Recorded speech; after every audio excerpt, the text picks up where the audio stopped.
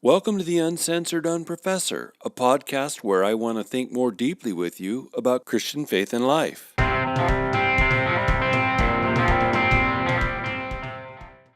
Hey, all you believers, you non-believers, unaffiliated believers, sort of believers, and even you think I'm a believers. Welcome to the Uncensored Unprofessor.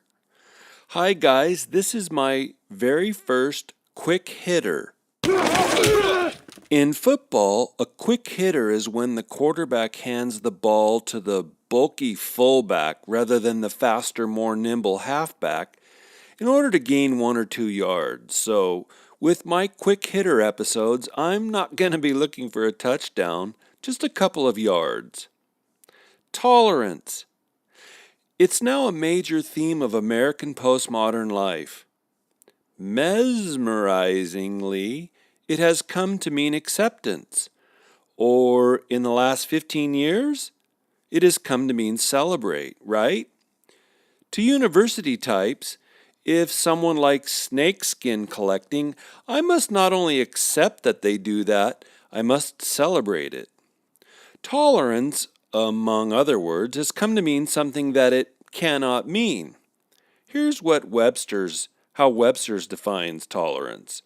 The act of allowing something, or a secondary definition, the willingness to accept feelings, habits, or beliefs that are different from your own. If I chew with my mouth open, you may not enjoy that.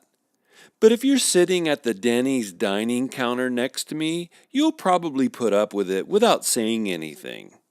Or if you grew up in Oregon, you know that it's a bad habit to litter, but if you drive a Southern California freeway, you're going to daily see someone tossing a cigarette butt out the window. If you're like me, you won't like that, but you also won't follow the offender off their next freeway exit in order to tell them how horrible they are. Tolerate means to put up with, even though you don't particularly affirm or enjoy a certain behavior. If tolerate means to celebrate, then let's stop using tolerate and use celebrate.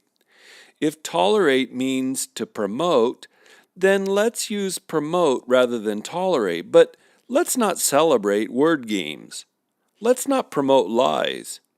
And when we redefine words to mean their near opposite, we are, in effect, lying. Me? Yeah. I like toleration. I love that millions of people can coexist together even though they don't particularly like one another. That's toleration.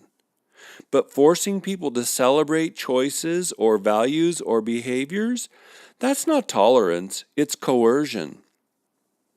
Oh, and let's throw this simple tidbit in from Ralph Waldo Emerson.